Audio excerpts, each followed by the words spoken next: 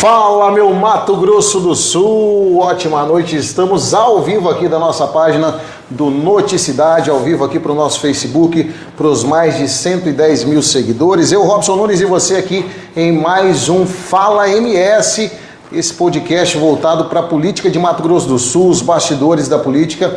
E nesta noite de hoje, sexta-feira, eu trago aqui para falar comigo, bater um papo legal, esse cara que vem despontando no Mato Grosso do Sul aí, ele vem com um novo, rapaz, é João Henrique Catan, o nosso deputado estadual e pré-candidato a governador pelo estado de Mato Grosso do Sul. Boa noite, deputado, seja bem-vindo. Boa noite a todos vocês, Noticidade, é um prazer muito grande estar aqui e a gente que vê esses podcasts, essa maneira nova de se comunicar, basicamente se transformou não num papo, né, numa sabatina, né? A gente vem aqui para ser sabatinado por cada município, por cada entrevistador, não vou dizer nem que é apresentador, então acho que é um bate-papo bem legal, informal. E para mim é uma honra estar aqui participando junto com vocês. Legal demais, galera. Fala MS, episódio de número 3, hoje ao vivo aqui, direto dos nossos estúdios do Noticidade em Sidrolândia, mas ao vivo aí pela Rede Mundial de Computadores. E antes de começar esse bate-papo, eu quero agradecer aqui aos nossos patrocinadores, agradecer aí ao Sicredi, gente que coopera, cresce, Sicredi aí em Maracaju, em Sidrolândia, Sicredi Centro-Sul e o Sicredi União, tá? Para você que ainda não é associado Sicredi, corre lá no Sicredi mais próximo da tua casa, com certeza você vai ser bem atendido e se tornar um associado Sicredi. Também em nome de FNC Implementos, do Felipe Nunes, lá de Bonito, lá da capital nacional do ecoturismo. Ele que tem tudo aí para implementos agrícolas. Alô, Felipe Nunes, aquele abraço. Agradecer também a Loja do Gesso, meu amigo Antônio Pio, nosso mais novo patrocinador aí também do nosso podcast Fala MS, Antônio Pio, Loja do Gesso, drywall e acabamentos aí, a maior fábrica de gessos do Mato Grosso do Sul, atendendo a todo o estado de Mato Grosso do Sul e também o Brasil. É isso aí, esses são os nossos patrocinadores. Agradecer a nossa produção, ao Douglas Amaral, ao Lucas, a toda a equipe do deputado João Henrique Catan, que nos atendeu muito bem quando buscamos esse chamado para trazer ele aqui para bater esse papo conosco. Então, obrigado a toda a equipe aí do deputado João Henrique Catan. E agora a gente começa esse bate-papo, que é um bate-papo, deputado. Aqui você está livre para falar o que você quiser, para colocar aí quem é o João Henrique Catan para a gente começar esse bate-papo de sexta-feira, 6h30 da tarde, né? Sextou, deputado. Sextou, bebê. Saudade do nosso querido Madeirite, mas a caneca aqui não é de cerveja, é de água com gás, para quem está com curiosidade. Ô Robson, o João Henrique já foi um menino sonhador, e agora é um homem, né, que sai dos seus 30 anos, entrando já para os 40 anos, é construtor. Então é uma pessoa que trabalha desde sempre, que se preparou muito, que sempre foi apaixonado pela capacidade da política transformar a vida das pessoas. E cara, apesar de as pessoas falam assim, mas poxa, você é um menino que nasceu em condições privilegiadas, jamais, eu sempre renunciei a qualquer tipo de privilégio, então comecei a trabalhar com 14 anos para não ter nenhum tipo de privilégio, para poder ter as minhas próprias condições. Então com isso eu comecei a conhecer Campo Grande, né? Você perguntou antes onde eu nasci em Campo Grande, e assim, eu sempre entendi que Campo Grande era o lugar de trabalho e o interior do estado era o lugar que eu me sentia seguro, que eu me divertia, que eu descansava, que eu recarregava as energias e as baterias. Então, muitas pessoas não entendem, cara, você é um pouco de cada coisa, né? Então, sim, eu trabalhava desde os 14 anos ali no cartório do 7º Ofício, na 15, em Campo Grande, mas todo final de semana estava andando as estradas, entendendo a realidade do interior, porque é realidade, inclusive, social, diferente. A cabeça das pessoas do interior é diferente das pessoas da capital. Então, acho que isso acaba nos tornando uma pessoa um pouco mais completa, entendendo que Mato Grosso do Sul precisava de mais. Eu acabei saindo do Mato Grosso do Sul, fui para São Paulo, fui me especializar, e chegando em São Paulo vi que também era possível chegar mais longe, fui para fora do país estudar, morei fora do país e voltei querendo transformar a minha nação. E o que me deu o start assim, para a política é porque quando eu morei na Inglaterra, a gente tinha um cartão que a gente comprava para o metrô, para o ônibus, né? E era um cartão tão simples, de plástico, qualquer atendente assinava, colava uma foto, parecia uma carteirinha de estudante. E o que estava escrito ali, assinado a caneta pelo atendente, valia para você andar 1 mês com aquela carteira, 2 meses, 3 meses, na distância que você quisesse. E eu comecei a perguntar e questionar, né, para minha família, né, de hospedagem. Falou, mas isso aqui não é muito fácil de falsificar, de burlar? E eles não conseguiam entender minha pergunta. E eu falava assim, olha, mas eu quero dizer o seguinte, isso não é fácil da pessoa prejudicar o erário público, prejudicar os governantes e falsificar isso e entrar de graça nesse sistema maravilhoso de ônibus, de metrô, interligado, de trem. Ele falou, mas olha, se a gente fizer isso, você não está entendendo, nós vamos estar dando prejuízo para nós mesmos. E aí, vendo aquela realidade, eu falei, cara, o Brasil tem muito potencial, o Mato Grosso do Sul tem muito potencial e a gente precisa começar a mudar. E aí vieram as grandes manifestações do país, eu participei de todas as convocações populares e aqui estou, no meu praticamente 8º ano de deputado estadual. Legal, bacana demais. Que história bacana, viu, deputado? Essa daí, para você ver como que a gente precisa... Eu acho que eu nunca falei isso para ninguém. Isso é interessante, isso nos mostra que nós precisamos evoluir muito ainda enquanto sociedade, né? É um país realmente muito rico, tanto em pessoas quanto em números, né? E isso é interessante, você trazendo essa experiência que viveu lá e está aí nessa luta constante. Eu acompanho o seu trabalho desde o início, lá de trás, o seu primeiro mandato de deputado estadual, agora já está no 2º mandato de deputado estadual. É o deputado mais jovem da Assembleia Legislativa hoje. Pela 2ª vez consecutiva. Não que isso seja difícil lá, né? Como é que é esse trabalho na Assembleia Legislativa, lá no meio de tanta gente, e sendo o mais novo e pegando esses embates que você tem pegado aí? Eu acredito que é um trabalho aí que demanda, além de tempo, demanda também que você tenha uma tranquilidade para saber lidar com tudo isso, né, deputado? Eu acho que no começo eles não gostaram muito, né? Eu entrei na Assembleia Legislativa e a primeira ação que eu fiz foi, antes mesmo de tomar posse como deputado, entrar com mandado de segurança para fazer o sorteio dos gabinetes. E as pessoas ridicularizaram isso naquela época, mas eu entendo que a mensagem, às vezes, é mais importante do que a conquista do ato em si. Eles não entendem isso. Então, o que eu quis dizer com aquilo? Eu falei, olha, eu sou um deputado como qualquer outro deputado. Vocês não vão empurrar situações goela abaixo que a gente não possa, com o nosso público, com os nossos eleitores, discutir. E eu acho que eles começaram a entender isso porque a gente começou a alcançar seguidores, e seguidores que eu digo não só da internet, mas fora daquela realidade. Eles diziam que eu estava errado, que isso não ia me beneficiar, que a velha política imperava ainda no Mato Grosso do Sul e que tudo que era falado lá na Assembleia não passava da rotatória do Parque dos Poderes.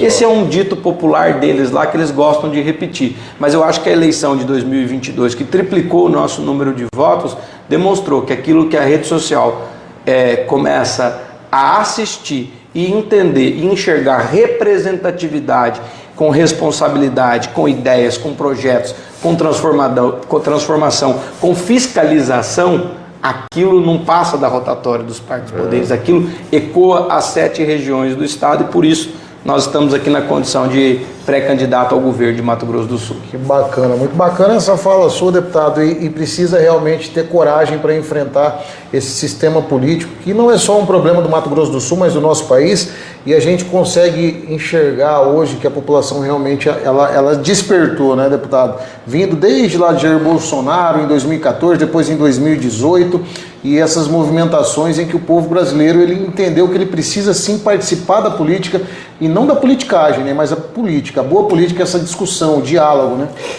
Muita coisa mudou, mas aquilo que é história, filosofia, geografia, sociologia, antropologia permanece na essência de um povo. Por que eu estou te falando isso? Porque, de fato, algumas coisas transformaram no nosso país, mas outras mostram o mesmo caminho, a mesma direção. Então perceba, eles fizeram um estrangulamento da direita para que não houvesse alternativa nenhuma a nenhum projeto que representasse algum risco para eles. E nós dissemos, olha, nós vamos enfrentar esse desafio. Então tentaram pegar todos os atores da direita, colocar goela abaixo, contra a vontade desses atores, dentro da mesma casa, dizer, ó, pinta essa casa aí, agora está escrito Casa da Direita, e vocês vão vender esse projeto. E o mito da Hidra, de Hércules, dizia que o seguinte, você corta uma das cabeças, nasce outra, com a mesma intensidade, com a mesma força, às vezes até com maior potência. Então nós estamos levando esse projeto porque a vontade das pessoas só aumentou ao sentir esse projeto sufocado. Voltando nas manifestações, eu acho que é muito importante, fica um alerta ao governo do estado, aos protagonistas, que a Dilma Rousseff, ela foi eleita dizendo, olha, se você votar no Aécio Neves, ele vai aumentar todos os impostos, combustível, vai acabar com programas. Entrou a Dilma, ela começou a cortar tudo e subir todos os impostos. O que ela perdeu? O discurso dela. Isso aconteceu, a gente viu, a gente assistiu isso. Isso provocou a queda daquele governo tão poderoso, daquela estrutura forte do PT. E aqui no governo do estado, venderam a nós o Eduardo Hidro como sendo uma pessoa extremamente experiente, quando nós somos mais experientes que ele. Eu passei por 4, 5 eleições, ele não passou por nenhuma além da que ele foi empurrado de governador, e muitas pessoas arrependeram. E arrependeram porque ele se vendeu como um gestor que está entregando o estado em dificuldades. Quer dizer, é o governo que mais recebeu empréstimos públicos e o que menos entregou. Qual foi a grande obra dele? Qual foi a grande marca do governo dele? Foi tomar o salário consignado das pessoas, algo que ele indiretamente ameaçava e tentava emitir o medo nas pessoas que começavam a surgir como apoiadores nossos. Isso ele fez. O que mais que esse governo fez? Então acho que a gente começa a analisar uma quebra do discurso de gestor, de experiente, de político dele, ou ao menos aquela plataforma que foi vendida, ela não foi executada. Legal demais, ô deputado. E isso a gente acompanha o seu trabalho e dá para perceber que você vem sendo incisivo nessas pautas dentro da Assembleia Legislativa, demonstrando coragem, demonstrando que sim, podemos fazer uma política realmente de resultado para as pessoas, né? Mas existe todo um trabalho a ser construído, e essa sua chegada, o teu nome colocado à disposição como pré-candidato ao governo do estado, deu uma balançada nos bastidores da política de Mato Grosso do Sul. Conta pra gente como é que está sendo aí essa sua caminhada, agora que você deixa o PL, né? Que você está lá desde 2018, né? Isso, e aí você deixa as trincheiras do PL e agora vai para o Novo. Conta pra gente aí como é que é esse projeto, como que é o Novo no Mato Grosso do Sul, que agora realmente apareceu, né? Com a sua vinda, já tinha o partido aí, mas eu acredito que com a tua vinda para o partido começa a ganhar nome, ganhar força dentro do estado do Mato Grosso do Sul, né? Olha, eu acho que é o seguinte, você fala, né? Eu tenho 37 anos de idade, eu serei, se as pessoas acreditarem, permitirem, o governador mais novo da história do Mato Grosso do Sul. E estar preparado para isso, eles não poderem colocar na gente a falta de combate, a falta de preparo, a falta de experiência política. Eu presidi as comissões mais importantes da Assembleia, fui membro da CCJ, tenho, a minha história política é irretocável. Nós enfrentamos, junto com o capitão Contar, lá dentro da Assembleia, nós enfrentamos a Energisa, continuo enfrentamos a Sanesul, Águas Guariroba. Que parlamentar que teve coragem até hoje de enfrentar a máfia que se instalou dentro da Cacems e acabou com a saúde dos servidores públicos? Que deputado que teve coragem até hoje na história da Assembleia de enfrentar verdadeiramente o governador? A Assembleia tem uma história de parceria com os governadores, isso é importante para a realização, mas quando o governo erra e começa a entregar um déficit fiscal, começa a ter pedalagem nas suas contas, eu acho que esse consentimento, essa falta de coragem, ela representa uma covardia que prejudica os cidadãos de Mato Grosso do Sul.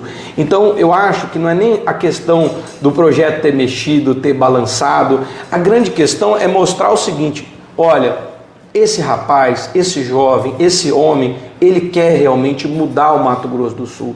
E todos diziam, ele não vai ter coragem, ele tem um mandato praticamente conquistado, ele não vai fazer isso, ele não vai partir para um novo projeto.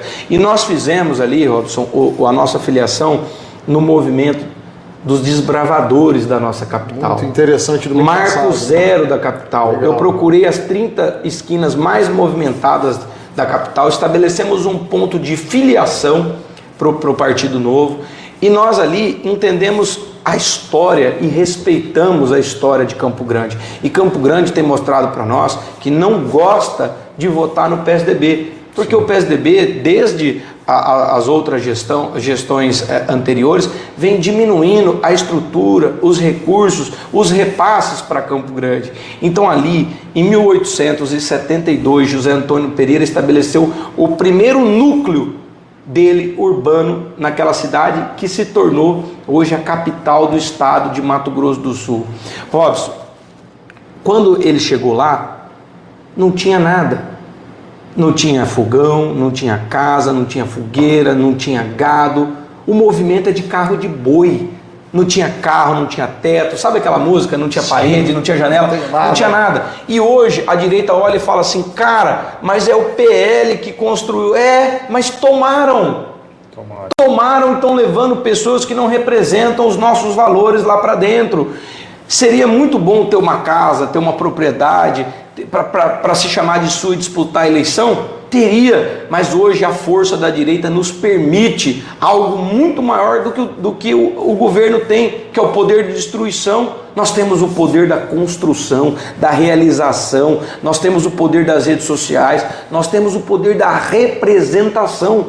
Imagina como que esse eleitorado olharia para a gente e diria, vocês desistiram, se vocês que chegaram eleitos, sem dinheiro, sem estrutura, sem cargo, se vocês desistiram, eu vou desistir também. Então não é dado a nós o direito de desistir por esse povo que acredita, que luta e que vai honrar um projeto muito bem pensado, estruturado, com pessoas experientes, com pessoas que querem levar o bem para o nosso estado. É possível entregar algo diferente, algo arrojado, algo moderno e que esteja conectado não com o software, o tablet que não atende, que não conversa, que coloca lá uma perseguição fiscal naquele programa. Foi um erro do meu software. Não, nós queremos conectar pessoas e decisões, devolver aos atores políticos. Você que está nos escutando, que é vereador, que é secretário, que é prefeito, que é deputado, você e quase nada para esse secretariado do governo em 4 anos, Robson, se mostrou ser a mesma coisa. Pega na história, pega no chat GPT aí, pega em qualquer inteligência artificial e olha, estatisticamente, todo o segundo governo é um pouco pior do que o primeiro, pior do que isso que está. Para onde nós vamos levar o Mato Grosso do Sul? Então foi por isso, foi pensando nessas pessoas, nesse compromisso, nessa possibilidade diferente que a gente fez um movimento que ninguém acreditava, porque eu acreditava no sentimento de transformação, de representação dessas pessoas que me elegeram. Já vou para a minha 5ª eleição, e se não fosse uma eleição que não fosse tão confortável, não seria a minha. Sim. Todas as vezes. Desafios, né? Já me acostumei a eles dizerem, é muita coisa para o João Henrique, não vai dar certo, ele não vai se eleger, está apertado. Então assim, é assim que eu gosto de crescer e de realizar. Deixa eles acharem que o jogo deles está jogado, porque quem decide é o povo de Mato Grosso do Sul. É o povo, e é isso aí, ô deputado, a gente que acompanha os bastidores da política vê que às vezes eles se esquecem disso, né?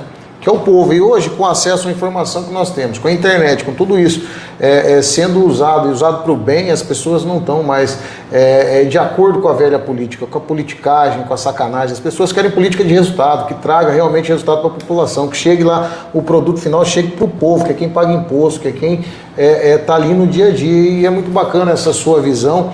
E a gente entende também, deputado, que política a gente se faz com grupo. Como é que tá as tratativas aí com demais grupos da direita do Mato Grosso do Sul? Como é que tem sido aí essa conversa com os outros partidos políticos da direita do Mato Grosso do Sul? Na verdade, óbvio, você sabe que eu tô até um pouco atrevido de estar aqui, porque enquanto eu tô aqui dando entrevista para você, o fechamento da janela é contínuo, né? Então nós temos até ali o comecinho de abril para terminar todas as conversas, mas eu acho que eu tenho um tempinho aqui para fazer isso, e a gente estabeleceu uma fratura no sistema. A gente fraturou. Eles achavam que o jogo estava ganho, que era WO, que a direita não teria uma alternativa, e a gente construiu isso.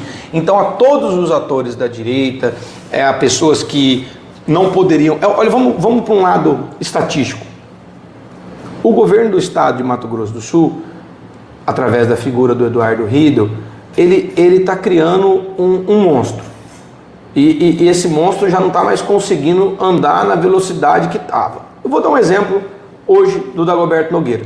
Dagoberto, a vida inteira, foi da base do PT, PDT. Dagoberto vota a favor do Lula. Dagoberto está migrando do PSDB, que ele ajudou a eleger o Eduardo Riedel, para o PP.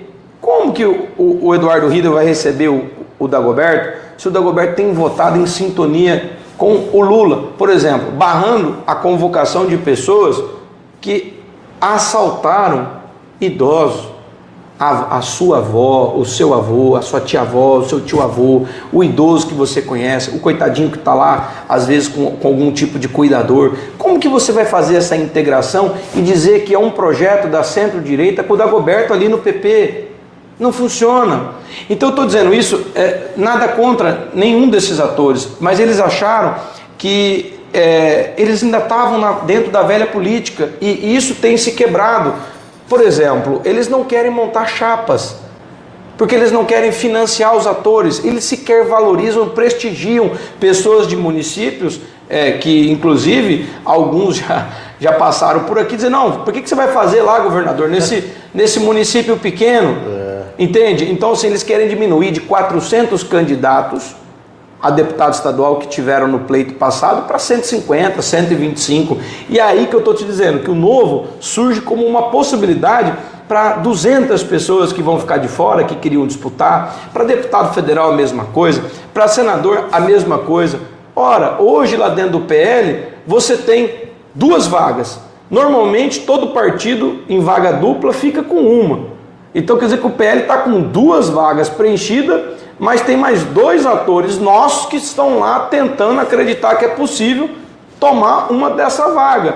E não vai acontecer. E não é porque eu acho que eles não vão cumprir com a palavra, porque matematicamente, fisicamente, um corpo não ocupa o mesmo espaço. Né? E ali são 2 espaços para 4 atores. Você tem a Giane, você tem o Capitão Contar, você tem o Rodolfo e você tem o Reinaldo, que eu tenho certeza que aquela vaga dele não vai balançar justa dele, né?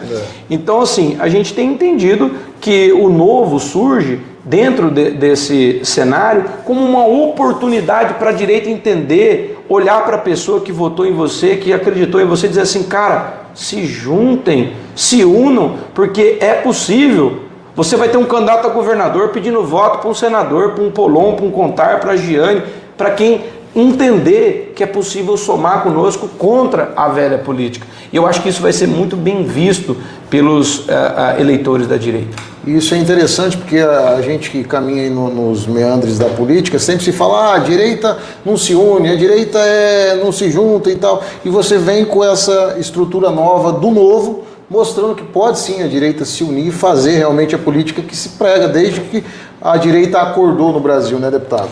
Olha, eu acho que, assim, o grande problema é que, assim, a direita, ela tem uma base muito bem sustentada, a qualidade dos protagonistas, não é fazer nenhum tipo de comparação, não, mas, assim, são pessoas que calculam muito o risco, sim, entendeu? E, de vez em quando, é preciso surgir um Bolsonaro da vida, guardadas as devidas e todas as proporções, sim, e diferenças, mas no sentido de dizer assim, cara, eu consigo sentir o que o Bolsonaro sentiu em Mato Grosso do Sul há espaço para algo novo, diferente. Então veja, a saída do deputado Catan abre espaço e uma cadeira que tiver comigo no PL, que era minha, dentro do novo. Então pode vir alguém que vai receber essa sustentação nossa e vai pegar a minha cadeira dentro da Assembleia. Sim. Então estou abrindo espaço nesse momento. Então, para aquele que queria deputado federal, que tinha preocupação de lá ser sacaneado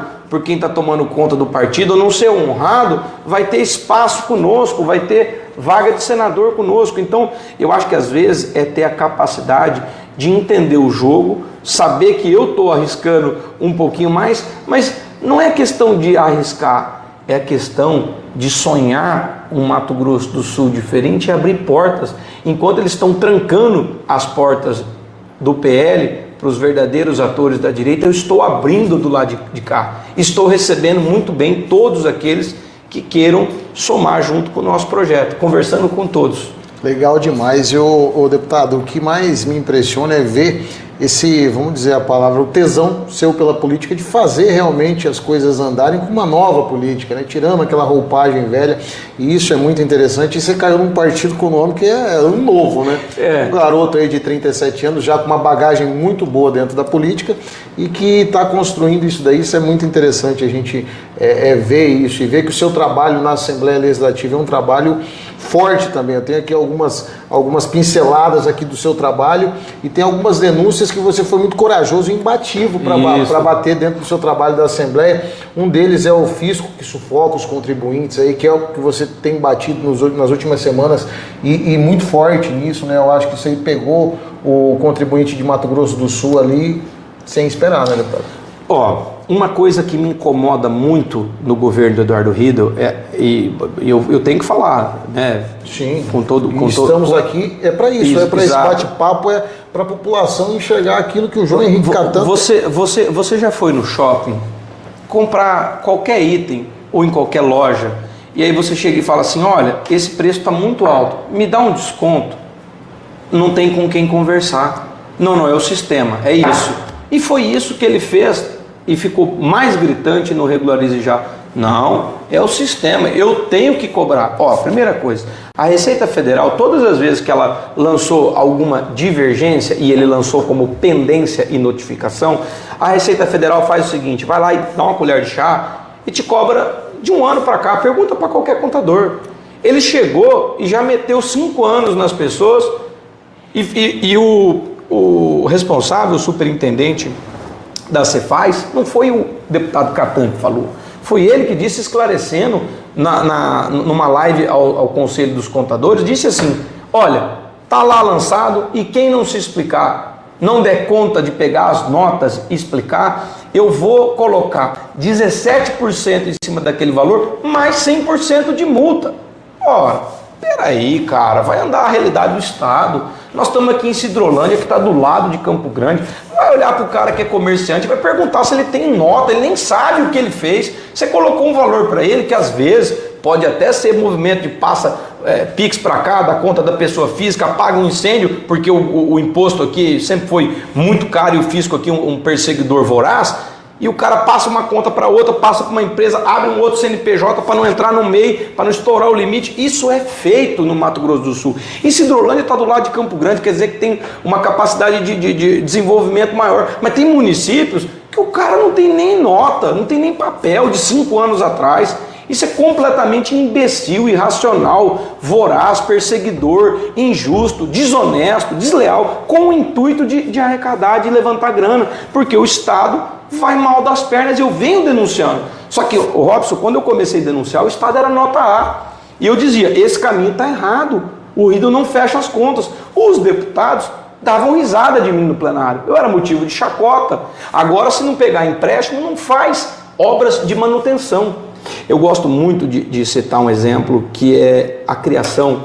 Tem um livro que eu li, fica aqui para os teus ouvintes. Aliás, eu desafio alguém ler esse livro, porque ele é muito rico, você tem que voltar nele toda hora.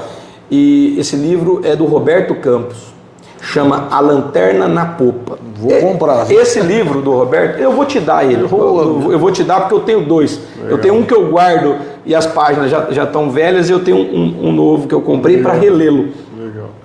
E nesse livro do do Roberto. O Roberto, para quem não conhece, ele foi um senador por Mato Grosso Uno, então ele é uma joia rara nossa, e ele é lá de Corumbá. Corumbá. E se eu não estou enganado, depois eu conto a história dele, mas ele é parente do seu Nheco, que é fundador da Nhecolândia. E a história é maravilhosa. Ele até é parente também do nosso poeta Manuel Leite de Barros. E você vê que a inteligência nessa família ela é genética. Mas enfim, o Roberto, ele estava no Itamaraty e ele foi representar no pós-guerra o Brasil, foi embaixador, foi senador do Mato Grosso Uno. E no livro dele conta a ideia de criação desses bancos, BIRD e BID, que o governador Eduardo Riedel pegou esses empréstimos. Então o que acontece? A vitória da Segunda Guerra, é preciso reconstruir os países com obras. Imagina, um sofreu uma bomba, ia ter um metrô, ia ter um trem, ia ter uma rodovia, ia ter um porto, foi bombardeado, e os Estados Unidos, com muita grana, vamos construir um banco para desenvolvimento de obras de grande infraestrutura dos nossos aliados. E o Eduardo Riedel subvertendo isso, não que não pudesse, não que tivesse alguma ilegalidade, mas ele pega 2 bilhões, 900 milhões, 500 milhões de dólares, ele, a Sanepar, todo mundo, para fazer obras de manutenção. Não é nenhuma rodovia, não é nenhuma implementação nova, não é nenhuma duplicação de rodovia. Os prefeitos, coitados, não entenderam até agora o que está acontecendo. Só nesse ano, o Estado, na previsão deles, deixará de arrecadar 11 bilhões em 2026, né? Em 27 vai passar para 12 e vai chegar a 13 bilhões de renúncia de receita. Só que os prefeitos precisam olhar, eu tenho dito isso, o vereador do teu município, vocês vêm aqui pedir uma emenda para deputado de 1 milhão, 500 mil, 100 mil, isso é uma quirela, você não pode, esse valor que o Eduardo Riedel está renunciando, 25% seria do seu município. Então se o cara está renunciando a 10 bi por ano, são 2,5 bi que era para ser dividido, Robson, entre 79 municípios. E para piorar, o dinheiro do Fundersul, 60%, ele tira esse dinheiro da arrecadação, diz que é para poder aumentar o índice que ele vai implementar no MS Ativo 1, lança, promete, vende esse sonho para os prefeitos, não entrega o 1, não conclui, lança o 2 com o dinheiro que teria que vir. Ele tem 6 meses para licitar o MS Ativo 2. Como que ele vai entregar isso para a eleição? Não existe. Não entrega. E outra, o Caixa do jeito que está, se ele cancelar esse programa Regularize Já, que é a nossa reivindicação, ele tem que demonstrar que isso também é uma renúncia de receita, o quanto que ele queria compensar disso, ele tem que tirar isso do benefício fiscal que ele renunciou. Ora, nós temos que começar a levar isso para os vereadores, para os prefeitos, que precisam entender que na verdade está sendo tirado algo que é deles. Então você olha a arrecadação do Estado, 27 bi, 24 bi, na verdade é 10, 11 bi a menos aos cofres públicos todos os anos. Prefeito, vereador, vocês estão entendendo que o Fundersul é 1 bilhão? E nós temos de renúncia fiscal aqui 10 vezes o valor do Fundersul que deveria ir para vocês? Ora, então acho que a gente tem que começar a aumentar o nível das discussões. São discussões e são pautas que às vezes a população ela não tem esse entendimento nem conhecimento, né? Por exemplo, estava vendo aqui os depósitos judiciais, é outra pauta que você foi e entrou lá dentro da Assembleia, que às vezes a população não tem noção do que seja isso, do que está acontecendo por trás de tudo isso, né? Não chega lá dentro da população que é menos desinformada, vamos dizer. Eu acho que até nesse ponto dos depósitos é algo muito vinculado à advocacia, né, que tem um alvará para sair. Pelo amor de Deus, foi sacado 1,4 bilhão da conta dos depósitos judiciais, foi prometido devolver isso e até hoje sequer pagou os juros.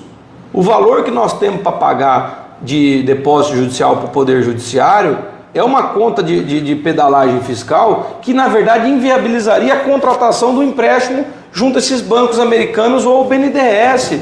Entende? Então, eu acho que a gente precisa começar a elevar o patamar dessas discussões, colocar isso em debate e explicar o porquê que as grandes obras nunca mais voltaram para Mato Grosso do Sul, Robson. Ora, eu gosto de pegar um exemplo, né, que é a criação do Mato Grosso do Sul com a divisão do Mato Grosso. O Mato Grosso, quando foi dividido, ele tinha 38 municípios. E Mato Grosso do Sul era o primo rico, era o filé mignon, tinha 55 municípios. Hoje, Mato Grosso saltou para 142 municípios, de 38 foi para 142. Nós, de 55, fomos a 79. Qual foi o último município que foi fundado nesses anos? Qual foi a participação do Eduardo Riedel nisso, dos últimos governos PSDB? E ora, com todo respeito a gestões anteriores, mas o Eduardo Riedel participou ativamente. Então são 12 anos de PSDB querendo ir para 16. O que mudou na sua vida? Então eu acho que eu saio candidato para poder fazer em alto nível, Robson, esses questionamentos. Bacana demais. Saúde, deputado. Vamos falar de saúde também. É outro embate que você tem levado para a Assembleia Legislativa, a saúde do Mato Grosso do Sul. Tem a CACEMES também, que você tem trazido essas denúncias. Muito. Ninguém teve coragem de tocar nessa ferida, né? Mas olha, você pega alguns exemplos, né? Eu sou, antes de ser político, eu sou santacazista. Eu vi no seu Instagram, você esteve lá essa semana, né? 50, eu pedi acesso, fui lá, bati na porta da Santa Casa e falei, eu quero acesso a todos os dados. Vou fazer a defesa da Santa Casa, vou enfrentar o secretário de saúde, o governador, mas eu quero acesso aos dados. Pedi. Os dados que a Santa Casa me forneceu, o governo do estado não me fornece. E sabe por quê? Deixa eu te explicar. Se você pegar aquilo que a Santa Casa recebe de todos os entes públicos, que dá 33 milhões por mês, e aquilo que ela produz de serviço, dá 12 milhões de serviços por mês, você chega num índice. Divide um por outro, 2,72 a tabela SUS. Quer dizer que existe uma tabela defasada, mas o que o Estado tem pago dá 2,7 tabela SUS. Sabe qual que é o pleito da Santa Casa? Uma tabelinha SUS a mais. Passa a me pagar na média 3,7, que eu vou dar conta de tocar a minha vida. O Estado fala, não, eu quero fazer uma auditoria, eu quero uma inspeção, eu quero uma realização. Desculpa, para não entregar nada para a Santa Casa. Aí eu olhei os números do hospital regional com muita dificuldade o acesso, o Estado passa 60 milhões por mês. Vocês estão aqui do lado do hospital regional. Sim. Eu quero saber se o cidadão de Sidrolândia, se passar mal, vai passar na porta do regional, vai querer entrar lá ou na Santa Casa? Santa Casa. E 60 milhões que o regional recebe por mês, produz 3 milhões em serviço. Divide, ele recebe 15 tabelas SUS. Então, para o mesmo serviço que o Estado paga 2,7 para a Santa Casa, para o hospital regional, ele paga 15. 7 vezes mais. Só que o seguinte, o hospital regional tem uma PPP que está interessada nessas 15 tabelas SUS, porque nenhum hospital recebe 15 tabelas SUS. Quer dizer, o que tem lá dentro é desvio, corrupção, propina. E essa PPP, o que eles querem? Eles querem receber essas 15 tabelas, daqui a pouco eles querem reajustar para 17 tabelas, e vai dizer que melhorou o atendimento, que fez isso, que fez aquilo, e que aquilo não entra mais para o Estado. Então veja, o grande problema é falta de gestão, e é a quebra do discurso de hipersecretário, hipergestor do governador Eduardo Riedel. Eu tenho a impressão que se a população soubesse disso antes de votar nas últimas eleições, tinha demitido ele antes de contratar. Porque como secretário ele não conseguiu resolver. Não está resolvendo nada. Não conseguiu resolver como secretário, não conseguiu resolver como governador. Isso aqui, o que ele vai entregar para a gente? Então, a gente tem esses enfrentamentos para fazer. E veja, a Santa Casa de Campo Grande, voltando na saúde, recebe 55% da demanda de alta complexidade do estado de Mato Grosso do Sul. É justo. Nós temos frente à Santa Casa uma mulher, a primeira mulher na história da Santa Casa a ser diretora-presidente, e o governador a trata dessa forma. A prefeita de Campo Grande, eu não votei, não ajudei a eleger, eu fui contra a prefeita, mas quando você olha o que o governo repassa para Campo Grande e pega na época do governador Putinelli, Campo Grande recebia 20% do ICMS, Campo Grande já deveria receber 30%. Você está falando isso porque você mora lá? Não, porque Campo Grande recebe a demanda de todas as cidades próximas e de cidades longe quando a demanda é complexa. Então essa história de dizer que vai municipalizar, regionalizar a saúde, é mentira. Acabou com os prefeitos, acabou com os municípios, acabou com a saúde.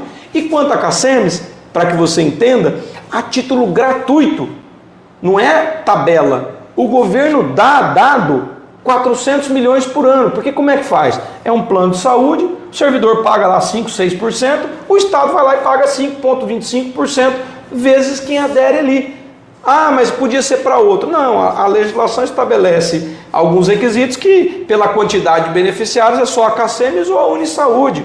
E diferente da Santa Casa ou de qualquer outro hospital filantrópico, o Estado paga quando há um serviço prestado e recebe mal. Então, pera lá, nós temos hoje o melhor serviço prestado, Santa Casa, pagando menos do que qualquer outro hospital que tenha uma OS ou hospital regional, e para CACEMES que não tem essa quantidade de permeabilidade de atendimento. Por quê? No estado inteiro a CACEMES tem 700 e poucos leitos, a Santa Casa tem isso só em Campo Grande. Recebe 400 milhões a título gratuito. Que é isso?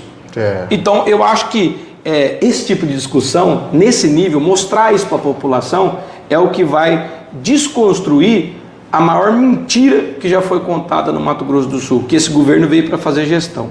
Comentávamos aqui antes de entrar no ar sobre isso mesmo. Esse ano teremos aí realmente uma discussão política com conteúdo, né? A politicagem vai ficar de fora e vai ser bacana de ver isso, porque eu vejo hoje o deputado João Henrique, ele não vem só com uma ideia do novo, mas ele vem com bagagem, vem com números, vem com dados, e isso a população é quem ganha, né, deputado? E vem com muita humildade. Eles estão acostumados, Robson, a impor. Eu acho que esse é um defeito muito grande desse governador, que acha que... esses dias eu coloquei um vídeo lá do secretariado, vai conversar um prefeito, vai levar uma demanda, a pessoa fica só no celular, rolando a tela, olhando os números, olhando aquilo, e não está olhando a gente. A gente que eu falo é a gente de Mato Grosso do Sul, seu povo, a realidade. O governador vai e começa a inaugurar a inauguração. Isso é uma vergonha. Isso é um escárnio. Nós temos o Sérgio de Paula, que é conselheiro do Tribunal de Contas, nomeado pelo governador, que eu votei contra a indicação dele. Puta, esse cara já deu umas 10 decisões cautelares, suspendendo malfeitos nas contratações e licitações do governador Eduardo Rida. Eu chego a pensar que nessas concessões, como Rota da Celulose, Bioceânica, Rodovia Way, eu chego a pensar que tem alguma sociedade de algum secretário ali. Não é possível, porque tem projetos que foram implantados que tem prejuízo frente a outras propostas, entendeu, do Estado, de 200, 300 milhões. Por que nós ficamos contratados ou desclassificamos empresas que dariam maior reversibilidade ou uma tarifa menor? Poxa, pera lá, o governador Eduardo Rida, quando ele entrou na Secretaria de Obras, ele entrou porque queria um palanque para ele. Praticamente nada foi feito naquele período, a não ser o que havia sido executado anteriormente. Aí ele me coloca uma pessoa que colocaram em seguida o substituto para ele, não rodou bem. Depois veio o secretário dele. Ele levou 2 anos e meio para entender que o secretário dele, eu não sei se a culpa é do cara também, não posso falar, mas poxa, 2 anos para o cara entender que não ia ter obra nenhuma contratada, a não ser as que já estavam rodando. Poxa, na AGEMES ele coloca um professor de educação física. Pô, você ia contratar um professor de educação física para te operar e te colocar um stent? Tem condições, né? Não ia, a lei estabeleceu nada contra. Se fosse para jogar bola, eu ia contratar. A pessoa que está lá deve saber festa, deve ser com ele mesmo, festa, futebol. Agora, a GEMES não é. As concessões estão gritando, nós estamos pagando pedágio. Eu morei em São Paulo, eu tenho paura do governo PSDB com relação a pedágio, porque eles aprenderam isso. Faz uma concessão de 30 anos, entra um cara lá, e o cara vai lá, olha lá e fala, puxa, mas esse contrato é de 30 anos. Pô, é imoral, injusto, sacana. Que governador vai ficar 30 anos? E nós temos sofrido com isso aqui no Mato Grosso do Sul. Pega a 163, né? Pelo amor de Deus. Isso daí já se tornou vergonhoso, essa questão da 163. Não, e não você aprende. Pagando imposto, não tem rodovia que presta? Pois é, e os pedágios aumentando, entendeu? Então, assim, aí você pega o secretário de Fazenda do governador, formado em comunicação social. me lança um programa que é uma aberração jurídica. Eles já reconheceram que eles erraram. Estão tentando consertar. Eu vou brigar e vou deixar aqui avisado. Sendo governador, o primeiro ato nosso é revogar essa porcaria mal feita contra todos os comerciantes. Faremos isso juntos. Agora, senhor governador, revoga isso daí, deixa o cara trabalhar. Coloca um cara que não tem formação nenhuma. Que dia que esse cara trabalhou dentro de uma secretaria de fazenda? Tem formação tributária nenhuma. Qual é a formação dele? Comunicação social. Vem o governador e fala aqui em Dourados, é um problema que foi ocasionado por falta de comunicação do governo. Então falhou também. Ele é formado em comunicação. Então assim, algumas coisas a gente tem que ter coragem de discutir, não tem problema. Agora a gente levanta essas discussões e os próprios deputados têm vindo conversar conosco elogiando. Porque isso não é para saber se eu estou certo ou se eu estou errado. Sim.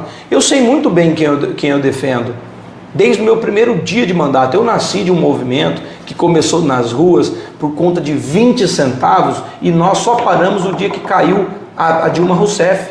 Esse movimento em Mato Grosso do Sul foi fundado por nós, chamado movimento Chega de Impostos. E eu era o líder que organizava a boa relação com outros movimentos, o Vem Pra Rua, o Reaja, o Pátria Livre. Então assim, eu era a pessoa que estava nesse meio. É preciso levar essas pautas populares, esse poder de decisão, poder de respeito com a autoridade política do nosso Estado. Perdeu a importância você ser senador, deputado federal, deputado estadual. O deputado estadual, Robson, na matéria legislativa, eu sou a favor de uma reformulação do Pacto Federativo para aumentar a competência dos governadores, da Assembleia. A gente tem que decidir aqui que velocidade que você quer aqui em Sidrolândia. Essa. Você quer esse imposto? Não. Você quer o outro? Nós temos que nos libertar das amarras espúrias do Brasil e tem que ter coragem para isso. E isso é possível ser feito dentro do nosso Mato Grosso do Sul. Chega de baixar a cabeça para esse pessoal aí. Eu cansei. Eu nasci de um movimento que foi exitoso ao colocar a cara, com muita humildade, mostrar o compromisso, mostrar a vontade de fazer e realizar. Movimento, e você teve agora, né, deputado, na caminhada do Nicolas lá. Conta um pouquinho pra gente aí, porque essa caminhada movimentou, reacendeu essa chama da direita no Brasil e eu vi aquilo ali, deputado, não só como um mover político, mas algo mais profundo tem naquela movimentação que o Nicolas fez ali, rapaz. Olha, é totalmente espiritual. Sim. Eu vou contar. Eu estava na casa da minha sogra quando eu vi o primeiro vídeo do Nicolas. E aí, eu vendo o vídeo do Nicolas, eu entendi desde o primeiro minuto que era algo espiritual. E eu falei, eu sou apaixonado por manifestação, por política, por resolução, por decisão. Eu não gosto de misturar. Aquilo que é de Deus, sim. E eu não gosto de nenhum aproveitador de nada, nem do povo, nem da política. Então, aquilo que é de cada um é de cada um. E eu entendi que era algo pessoal do Nicolas. E de repente eu recebo uma ligação de uma grande amiga minha, que é uma das cabeças ali do Gustavo Gaia. Ela fala: João, o Gusto está perguntando, por que você não está aqui ainda? Eu falei: o quê? Mas é por isso, é uma coisa deles aí. Não, nós estamos precisando de ajuda. Naquele minuto eu peguei o meu carro de calça jeans, do jeito que eu estava, atravessei a madrugada inteira, parei em Paranaíba. Pegamos um amigo nosso que se elegeu vereador lá para nos ajudar na estrada e tocamos até Paracatu sem parar. Cheguei na rodovia ainda cedo, logo no início da madrugada, o Nicolas já estava andando. Éramos 10 pessoas ali. Então muitas pessoas, tá de calça jeans, quer se aparecer, não vai ficar até o final. Não estava me importando. Se eu tivesse de roupa de academia, no primeiro dia, foi preparado para isso, quer se aparecer. Então você não escuta, você só vai. Primeiro dia foi muito bom e nós paramos e descansamos um pouco. Segundo dia, no terceiro dia, eu falei: eu não vou aguentar, porque o meu físico está preparado, a minha cabeça está preparada, mas o meu corpo não está deixando eu andar. Eu acordei, Robson, eu não conseguia colocar o pé no chão, eu não conseguia levantar da minha cama até onde era o banheiro mais próximo. E comecei a andar, tateando, encostando, e falei: olha, hoje Se eu não estou dando conta de andar daqui até o banheiro, eu não vou dar conta de andar os 40 quilômetros por dia de hoje. E aí fui para o banheiro, liguei a água quente, coloquei os pés embaixo da água quente, pedi a Deus que queria mais um dia prosseguir. E saí dali com dificuldade, tomando um café da manhã, e fui andando, e o corpo aquecendo, e a vontade de continuar aumentando, consegui. No segundo dia acordei no dia seguinte da mesma forma, no outro da mesma forma, e aí eu falei, Deus, eu estou entendendo por que eu estou de pé. E assim foram 200 quilômetros entre Paracatu, Minas, até Brasília. Quando nós chegamos em Brasília, eu lembro, já estava com a minha esposa nesse momento acompanhando a gente na rede social, falando que ia chegar para fazer os últimos 25 quilômetros comigo. E estava chovendo, mas assim, a água vinha na nossa cintura. Se caísse um raio, eu não sei o que aconteceria. E aí o que aconteceu? O Alexandre de Moraes decidiu que a gente não poderia caminhar na esplanada dos ministérios, por medo do povo, né? Natural, depois do que aconteceu, 8 de janeiro, e direcionou para a praça. E muitas grades metálicas estavam concentradas na praça. Aquilo atraiu o raio. Uns 20, 30 minutos antes daquele raio, eu me lembro que o Nicolas vira para trás para o Zé Trovão, que estava conosco, e fala, Zé, escuta, Zé, e ele não entende. Ele tinha visto o raio, eu também, porque eu estava olhando para frente, mas o trovão, pelo som, vem depois do raio. E aí a gente escutou o trovão, porque foi um raio muito forte, e um trovão muito forte.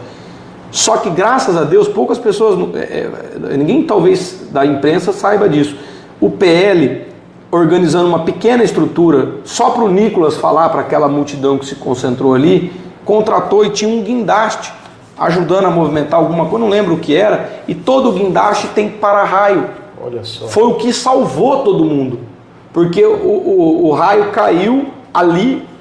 O para-raio não era um para-raio muito grande, é um para-raio de guindaste, mas o que as pessoas sofreram foram os efeitos do ricochete do raio. Então, graças a Deus, não morreu ninguém por essa história, já que você me perguntou. E isso não me deixa ter dúvidas de que realmente é a mão de Deus sobre aquela movimentação. Desde o início, igual você teve também essa visão, eu falei, isso é totalmente espiritual, isso é o mover de Deus. E também vou nessa sua linha da questão da política e tudo mais, de não misturar as coisas, mas eu acredito também que Deus está assim também na política, porque até a Bíblia ela nos diz ali que todo governo, toda posição de governo é Deus quem determina. Então, toda autoridade é concedida por Deus. Concedida por Deus. Então, assim, não há dúvidas que aquele mover também tinha a mão de Deus ali, porque se você for pegar, por mínimo que seja um raio da proporção que caiu ali, o desastre era grande. Você vê que Deus colocou realmente a mão ali, e foi muito bacana toda essa movimentação, e ver também essa sua participação lá, levando o nome do nosso Mato Grosso do Sul para o cenário nacional também, mesmo sendo um movimento ali que começou ali com o Nicolas, só espiritual e tal, mas depois tomou essa proporção que tomou, deputado. E vamos falar também aqui, deputado, antes da gente falar aqui dos seus projetos de leis, vamos dar uma atenção para a galera que está participando conosco aqui, ó. Tem uma galera legal. O pessoal está participando aqui, ó. A Josiane Barreto está mandando aqui, olá, boa noite. O Charles Nadalim, boa noite, deputado. Aqui, ó, o nosso amigo doutor Leonardo aqui de Sidrolândia, do Rancho Isaurita. Tá aqui, ó, só legal demais. Tá participando conosco aqui. A Renata do Carmo, excelente entrevista, parabéns, deputado. Também aqui, ó, o Léo tá falando aqui do nosso presidente Bolsonaro, né, que tá na UTI lá com pneumonia, né? Então que... Isso é a maior injustiça que o país está cometendo com um ser humano que eu conheci, convivi e quero continuar convivendo. Eu posso dizer que eu testemunhei várias vezes as pessoas colocando ele em situações indelicadas. Sim. E todas as vezes que ele foi emparedado e ele teve que decidir, por mais difícil que era, ele decidiu em favor do povo dele. Então isso é uma injustiça que a gente não aceita, e eu acho que a eleição de 2026 ela vai fortalecer o cenário dos senadores para que a gente comece a ter mudanças e se liberte da ditadura, da toga do judiciário, e não tenhamos mais ministro. Como que tem um ministro do Supremo que vem a público um escândalo com 120, gente, mais do que uma Mega Sena da virada, 10 contratos desses por ano, ou em 5 anos a pessoa fica bilionária, mais do que a Mega da virada. Como que essa pessoa tem condições morais, jurídicas, técnicas, humanas, de dizer que alguém tem que ser solto, ou alguém tem que ser preso? Qualquer país, qualquer republiqueta de bananas, esse senhor já estava afastado. E tudo isso, Robson, passa pelas decisões que a direita desse país vai tomar em 2026. Então estejamos juntos, unidos, em prol de transformar o nosso país. Eu não tenho dúvidas que a gente vai sair fortalecido dessa eleição de 2026, deputado. E vamos aqui, ó, tem também aqui o pessoal da Rainha de Sidrolândia aqui, vai ter um abraço. Aqui, ó, vai ter o apoio do prefeito Rodrigo Basso. Como é que está o diálogo aí com o nosso prefeito de Sidrolândia, deputado? Cara, o Rodrigo é um cara que a gente admira, a gente gosta dele, gosto do estilo dele. Eu acho que ele é um cara que já sagrou vencedor no privado. Está tendo alguns desafios na política aí, porque é diferente do privado. Né? No privado a gente tem uma velocidade na tomada de decisões que ele deve estar acostumado. Isso deve, inclusive, incomodar o Rodrigo, mas é um cara do bem, um cara que é preparado, um cara que deseja o poder de transformação da vida das pessoas do seu município. Me orgulho de ter apoiado, ter sido um dos primeiros apoiadores dele. E fico muito feliz que ele venceu a eleição, feliz que ele esteja no partido que era a minha morada. Mas, Rodrigo, estamos construindo um novo projeto para Mato Grosso do Sul e saindo vencedor ou não, eu acredito que é um projeto vitorioso pela coragem que nós vamos ter de aumentar o poder de representatividade das discussões, dos debates, e, se Deus me permitir, ajudarei a construir e transformar a realidade de Sidrolândia, que há muito tempo esperam um simples anel viário. Sim. Olha só, e o pessoal participando aqui, ó, tem aqui o Ranor Gomes Garcia. Abraço. Tem aqui também, ó, o pessoal está participando, mandando aqui as suas mensagens aqui no nosso podcast. Bacana demais. Para você que nos assiste aí, quiser mandar a sua pergunta aqui, qualquer dúvida com o nosso deputado e pré-candidato ao governo do estado, João Henrique Catan. Deputado, vamos falar também aqui agora sobre os seus projetos aí dentro da Assembleia Legislativa, nesses quase 8 anos de mandato aí como deputado estadual. Falar um pouquinho aí do que o senhor tem, dos seus projetos que o senhor trouxe aí nessa sua jornada durante esse tempo. Olha, é até difícil eu falar de um projeto específico, porque nós temos vários projetos. Eu me recuso a propor aqueles projetos. Você que está lá perto da Assembleia sabe que eu me recuso a apresentar o projeto do dia daquilo, do dia daquele, da cor. Pedir a troca de lâmpada, que não deixa de ser importante. Exato, mas que não é a atividade do deputado estadual. Mas nós temos projetos, inclusive, copiados pelo governo do estado, e eu fico muito feliz de vê-los implantados, mas não quando são implementados, pelo menos com cuidado do que era realmente a mensagem. Vários. Nós temos o Voo IMS, tem o projeto de corte de ligação no dia de final de semana, nós temos o projeto que a gente criou da Blitz tecnológica. Então, assim, a CNH social, a possibilidade de, você for parar numa Blitz ali, cara, de repente você esqueceu, deixa o cara pagar com cartão de crédito, Pix, qualquer modelo. Os pedágios nós tentamos implementar. Então, assim, nós temos projetos aí com relação à publicidade dos incentivos fiscais. Tem uma gama de projetos diversos. A questão da pesca, né, que a gente acredita muito na pesca esportiva, o caça do javali. Então, assim, são vários que eu poderia falar assim, e nós somos recordistas de projeto. Então, bacana, é até difícil demais falar de um ou outro. Tem alguns aqui que eu achei muito interessante, por exemplo, a inclusão e proteção social, lá o cadastro de inclusão, bacana, CNH social. Isso, esse é um projeto que o governo, por exemplo, não implementou. O que acontece? Você não tem no estado um cadastro de quem são os seus deficientes, onde eles estão, qual é a realidade deles hoje com o programa de inteligência artificial, o que nós estamos pensando para Mato Grosso do Sul, o que nós estamos ensinando para as nossas crianças. O mundo é digital, acabou esse modelo. Hoje o cara quer aprender sozinho, todo mundo um pouco autodidata, no sentido de pegar a internet, olhar, ler um tutorial, assistir um bloco de 2, 3, 4, 10 aulas, às vezes o cara empolgado com aquilo, desenvolve mais, e o governo está num modelo ultrapassado ainda e quer se mostrar high-tech. High-tech é só para cobrar, é só para emitir guia. Então assim, a gente tenta romper com aquilo que é tradicional e mostrar aquilo que é a realidade que é nova, né? Então, no caso desse projeto do cadastro de pessoas com deficiência, era isso, entender. Às vezes você tem um cara numa rua aqui, que ele é deficiente, você tem um programa social para ele, e você tem um cara que é vizinho dele, que também é, e você não vê que eles estão morando na mesma rua, você pode otimizar ali, precisando, né, da mesma calçada bem cuidada. Você vai levar uma cesta básica para ele, uma empresa leva num dia, a outra vai no outro, quer dizer, é um custo para o Estado. Então assim, entender se ele precisa de algum apoio, qual é o desenvolvimento intelectual dele, qual escola ele está. Você não tem transparência. O poder público com relação ao ensino, não existe um instrumento de checagem, de verificação da qualidade do ensino no Mato Grosso do Sul. Não tem uma auditoria sobre aquilo que é ensinado para as crianças, se é o correto aquilo com relação do que está sendo ensinado no mundo. Hoje em dia, programar computador, entender prompt de inteligência artificial, matemática, química, física, está ficando cada vez mais importante. Existem profissões que não vão mais existir com a inteligência artificial e o Estado gasta muito ainda com modelos arcaicos, né? Legal demais. Deputado, um bate-papo bacana. Estourou seu tempo? Não, o tempo aqui está livre, fica a seu critério. O que eu vou te dizer agora, eu tinha alguns pontos aqui que a gente foi elencando e batendo essa conversa e deixar abertos. Tem algo mais que você queira acrescentar? Não, imagina, não tem nada que eu queira acrescentar, só agradecer a oportunidade de poder estar aqui em Sidrolândia, que é um município que a gente respeita pela sua pujança, pela sua importância, pelo tanto que Sidrolândia exporta para fora do país. A gente sabe que importâncias que passam de 100 milhões de dólares.